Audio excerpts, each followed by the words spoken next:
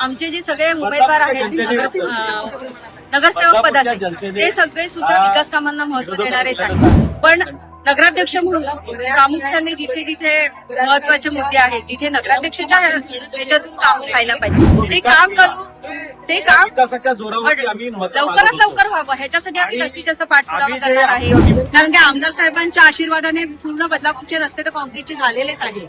फक्त वीज आणि पाणी पुरवठा ही मूलभूत सुविधा आहेत, त्यांचं व्यवस्थित नियोजन करून आणि व्यवस्थित लोकांपर्यंत पोहोचवायचं आहे. विकास आहे इथल्या विकास, ज्यांना विकास आहे त्या नागरिकांचा विकास आहे, त्यांना एक सुसंस्कृत आणि व्यक्तिमत्व आहे,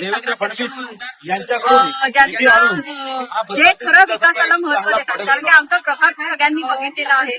आम्ही ते रोल मॉडेल डोळ्यासमोर ठेवले आणि लोकांसमोर देखील याच्यामध्ये आलेलो आहोत निवडणुकीमध्ये लढत. आणि आम्ही पूर्ण निवडणूक विकास कामांनाच त्या मुद्द्यांवरच लढलेलो आहोत. नाही कोणावर टीका टिप्पणी केलेली आहे, नाही कोणाला काही बोललेलो आहे. विरोधकांचं तर आम्ही नाव सुद्धा घेतले नाही. फक्त आम्ही विकास केलाय, आम्ही शहरासाठी काम करणार आहोत. ह्याच्यासाठी तुम्ही आम्हाला निवडून द्या एवढीच अपेक्षा आम्ही लोकांसमोर ठेवली आणि त्यांनी आम्हाला साथ दिली. याआधी बदलापूर शिवसेनेचा बालेकिल्ला समजला जायचा, आता भाजपाचं वर्चस्व आलेलं आहे. आगामी काळात असंच वर्चस्व राहील का?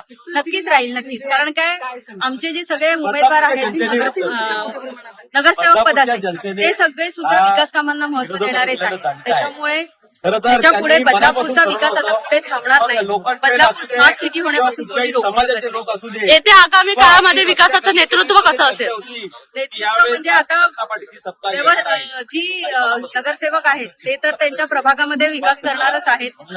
पण नगराध्यक्ष म्हणून प्रामुख्याने जिथे जिथे महत्वाचे मुद्दे आहेत तिथे नगराध्यक्षाच्या ह्याच्यातून काम व्हायला पाहिजे. ते मी स्वतःहून जातीने लक्ष घालून ती विकास.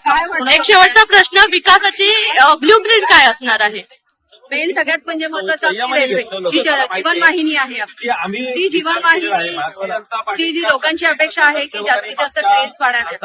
आता तिसरी आणि चौथ्या लाईनीचं जे काम चालू आहे ते काम करू, ते काम लवकरात लवकर व्हावं ह्याच्यासाठी आम्ही जास्तीत जास्त पाठपुरावा करणार आहे. जो 260 कोटीचा पाणी पुरवठ्याची आपली योजना मंजूर झालेली आहे ती सुद्धा लवकरात लवकर पूर्ण होऊन लोकांना जास्तीत जास्त. कारण काय आपल्या बदलापूरचे सुजाण नागरिक आहेत, सुशिक्षित आहेत, त्यांनी एवढा संयम ठेवला आहे की 2.5 लाख लोकसंख्येसाठी असलेली वीज आणि हा ऍडजस्ट करून त्यांनी आम्हाला साथ दिलेली. ह्याच्यापुढे सुद्धा ते आम्हाला पण त्यांनी दिलेली साथ आम्ही त्यांचं स्वागत करतो.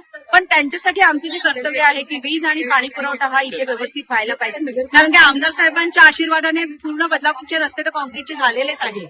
फक्त वीज आणि पाणी पुरवठा ही मूलभूत सुविधा आहेत, त्यांचं व्यवस्थित नियोजन करून आणि व्यवस्थित लोकांपर्यंत पोहोचवायचं आहे.